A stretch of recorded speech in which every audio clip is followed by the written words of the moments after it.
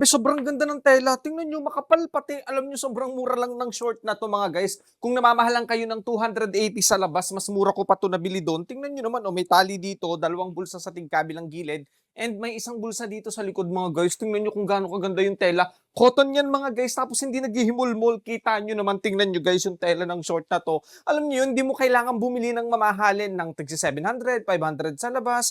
Grabe, sobrang ganda. Para siyang mall quality mga guys. Kita niyo naman, sakto yung haba, 'di ba? Ang gandang pamporma, panggala, pampasyal nyo, pang-date, pang-mall. Pwede mong suotin kahit saan, tapos maraming available color.